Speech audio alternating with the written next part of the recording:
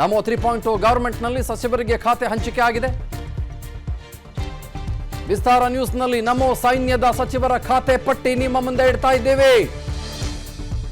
30 ಸಚಿವರಿಗೆ ಕ್ಯಾಬಿನೆಟ್ ದರ್ಜೆ, 5 ಇಂಡಿಪೆಂಡೆಂಟ್ ಖಾತೆ, 36 ಸಚಿವರಿಗೆ MOS ಮಿನಿಸ್ಟ್ರಿ ಆಫ್ ಸ್ಟೇಟ್ ಅಂದರೆ ರಾಜ್ಯ ಖಾತೆಯನ್ನು ಕೊಡಮಾಡಲಾಗಿದೆ.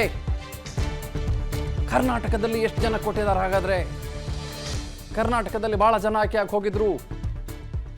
ನೆನ್ನೆ ಸುಮಾರು ಜನ ಸೋಮಣ್ಣವರಾದಿಯಾಗಿ, ಕುಮಾರಸ್ವಾಮಿ ಅವರಾದಿಯಾಗಿ ಪ್ರಮಾಣ ವಚನವನ್ನು ಸ್ವೀಕರಿಸಿದ್ರು. ಅವ್ರಿಗೇನು ಖಾತೆ? ಮೋಸ್ಟ್ ಇಂಟ್ರೆಸ್ಟಿಂಗ್ ಆಸ್ಪೆಕ್ಟ್, ಬಹಳ ಇಂಟ್ರೆಸ್ಟಿಂಗ್. ಮೋದಿ ಸಂಪುಟದ ಸಚಿವರಿಗೆ ಖಾತೆಗಳನ್ನ ಹಂಚಿಕೆ ಮಾಡಲಾಗಿದೆ. ನಿತಿನ್ ಗಡ್ಕರಿ ಭೂ ಸಾರಿಗೆ ಮತ್ತು ಹೆದ್ದಾರಿ,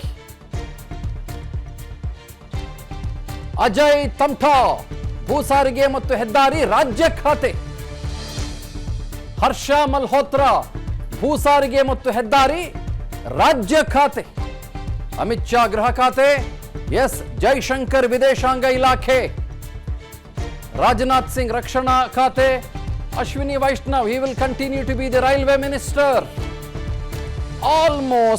ಆಲ್ಮೋಸ್ಟ್ ಎಲ್ಲ ಖಾತೆಗಳನ್ನ ಹಾಗೇನೆ ಉಳಿಸಿಕೊಳ್ಳಲಾಗಿದೆ. ಇಲ್ಲಿ ಬಹಳಷ್ಟು ಬದಲಾವಣೆಗಳು ನನಗೆ ಕಾಣಿಸ್ತಾ ಇಲ್ಲ.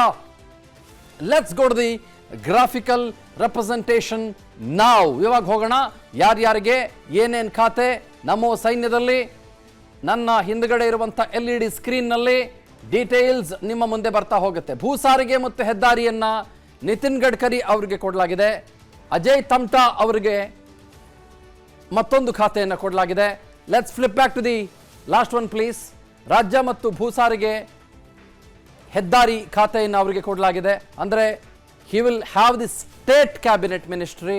ಮತ್ತು ಇವ್ರಿಗೂ ಕೂಡ ಅಷ್ಟೇ, ಹರ್ಷ ಮಲ್ಹೋತ್ರಾ ಅವರಿಗೆ ಕೂಡ ರಾಜ್ಯ ಭೂ ಸಾರಿಗೆ ಮತ್ತು ಹೆದ್ದಾರಿ ಖಾತೆಯನ್ನ ಕೊಡಲಾಗಿದೆ. ನಮ್ಗೆ ಈಗ ಸಿಗ್ತಾ ಇರುವಂಥ ಅಪ್ಡೇಟ್ ಇದು.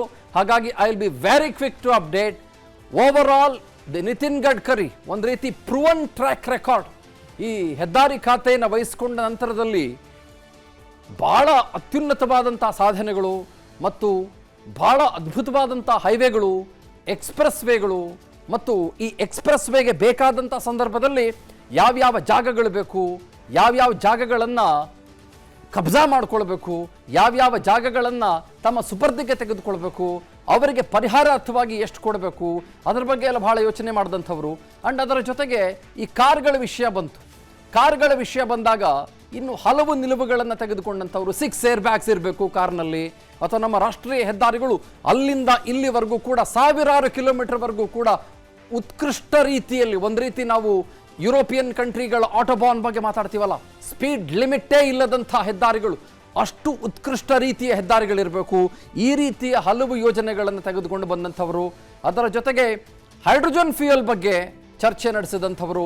ನಾವು ಮೊದಲಿಗೆ ಲಿಸ್ಟ್ ನೋಡ್ಬಿಡೋಣ, ಆಮೇಲೆ ಡೆಲ್ಲಿಗೆ ಹೋಗೋಣ. Let's go to the list please. Okay, ನಮೋ ಸೈನ್ಯ ರೈಲ್ವೆ ಖಾತೆ ಅಶ್ವಿನಿ ವೈಷ್ಣವ್ ಅವರಿಗೆ ಕೊಡಲಾಗಿದೆ. ಇದಕ್ಕಿಂತ ಹಿಂದೆ ಬಂದಂಥ ಒಂದು ಲಿಸ್ಟನ್ನು ನಾವು ಗಮನಿಸಬೇಕು. ಅದರಲ್ಲಿ ಗೃಹ ಖಾತೆಯನ್ನು ಅಮಿತ್ ಶಾ ಅವರಿಗೇನೆ ಕೊಡಲಾಗಿದೆ. ವಿದೇಶಾಂಗ ಖಾತೆಯನ್ನು ಎಸ್ ಜೈಶಂಕರ್ ಅವರಿಗೆ ಕೊಡಲಾಗಿದೆ.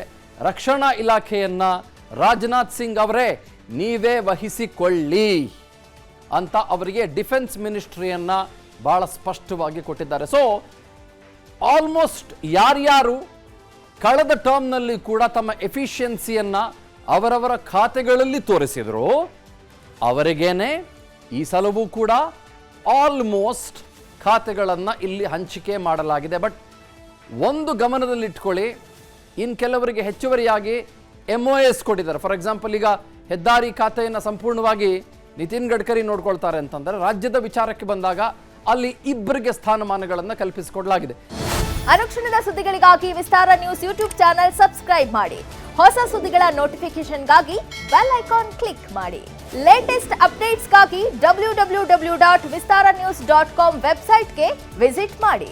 ಅಂಗೈಯಲ್ಲೇ ಜಗತ್ತಿನ ಸುದ್ದಿ ತಿಳಿಯಲು ವಿಸ್ತಾರ ನ್ಯೂಸ್ ಕನ್ನಡ ಆಪ್ ಡೌನ್ಲೋಡ್ ಮಾಡಿ.